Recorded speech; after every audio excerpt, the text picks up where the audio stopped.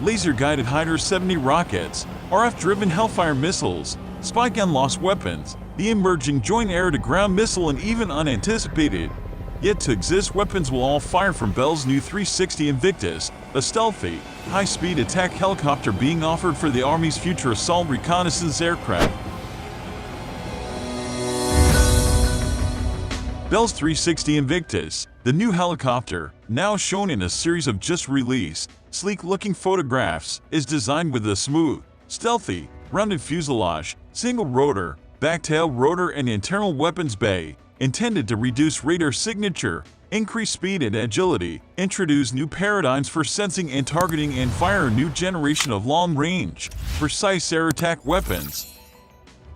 The aircraft is now 90% built, developers explain, as Bell engineers await the anticipated arrival of the helicopter's new engine, the highly efficient, new improved turbine engine, or T901GE900. Once the engine arrives, the attack helicopter will essentially be ready to fly. The Bell approach, which seeks to accommodate, anticipate, and potentially help advance Army requirements for the new aircraft, which will fly alongside and potentially replace some upgraded Apache attack helicopters. Bell's Invictus 360 is now being evaluated by the Army alongside Lockheed Sikorsky's Raider X FARA offering.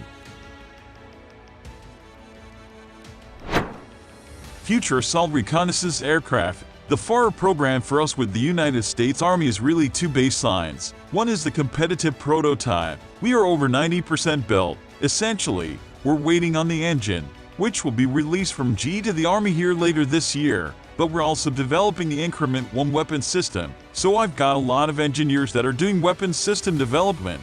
Chris Jeller, Vice President and Program Director Bell 360, Future Attack and Reconnaissance Aircraft, told Warrior in an interview.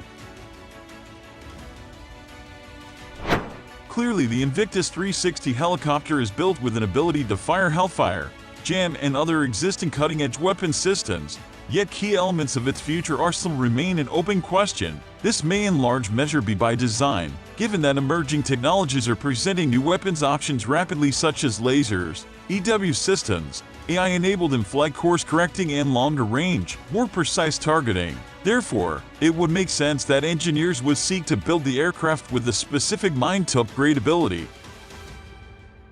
Alongside the many open questions regarding the aircraft's future weapons configuration, the Army has set clear parameters for FARA to fire a 20mm cannon. However, the internal weapons bay will accommodate yet another critical function highly sought after by the Army, and that is an ability to launch mini and even medium-sized attack and surveillance drones called air-launched effects. These mini drones, demonstrated with great effect by the Army in 2020 during its Project Convergence experiment in the Arizona desert, can operate forward from a manned helicopter to identify targets, send back real-time intelligence data and video, or even operate themselves as explosives and explode enemy targets. They were an essential element of the Army's successful AI-enabled networking kill web during Project Convergence, which shortened the sensor-to-shooter timelines from minutes to seconds. Weapons and payload. The Bell Invictus 360 is specifically built to execute this mission, with an 82-inch long payload bay configured to reduce drag and also carry weapons and ALE for a wide range of missions. The payload bay is defined by the Army for us. They're using those parameters and they're providing guidance to the ALE developers. Really, an ALE medium and ALE large have about the same footprint.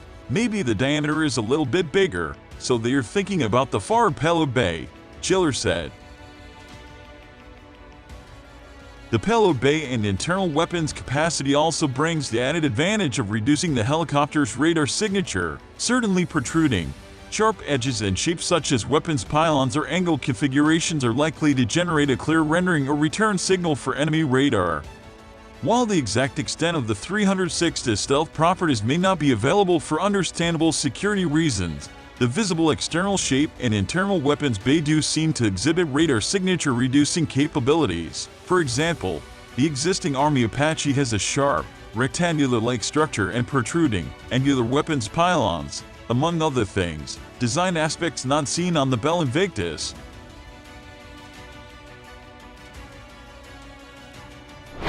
The versatility of a longer, multifunction payload bay seems quite significant, as it enables both the possible use of a wide range of weapons but also supports the launch of mini drone targeting and attack ALE. Bell has been working with the Army to execute this. The wing is structured such that it allows the payload mechanism to come out here and pull out the weapon systems. Then you can fire from either side. This is part of the collaboration that we have with the Army and the manufacturer, such that we have the clearance on the deployment of ALE such that it can get past the aircraft and then deploy.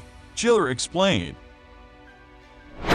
The design approach is intended to engineer a flexible, iterative, and adjustable helicopter with mission systems, targeting, avionics, and weapons systems all engineered for continuous modernization and upgrades as new technologies emerge. This is accomplished through what Bell developers describe as a modular open systems architecture approach, wherein a common foundation of technical standards are built in to enable ongoing upgrades and adaptations such as software enhancements or weapons improvements. We can begin the development of the next weapon system, even as we're getting information off the competitive prototype right now. So what you see is the aircraft that is pretty much complete, minus functional checks, and the engine looks great, Giller said. Interoperability.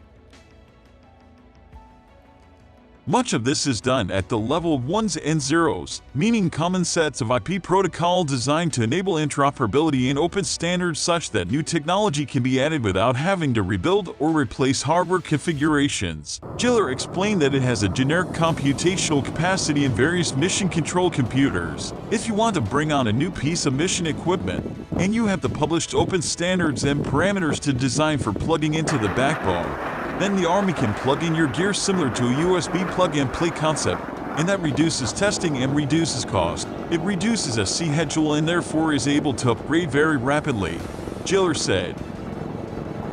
New AI-enabled targeting, high-fidelity long-range sensing, hardened communication systems, and advanced data links are emerging so quickly, which is why most approach is considered so vital. The platform itself is, in its entirety, being built for future warfare and continued innovation. Part of these dynamics will be assessed by Army developers who are preparing to grade the FARA offerings according to how well it flies, the quality of its design, and the extent to which the offering meets cost and schedule expectations.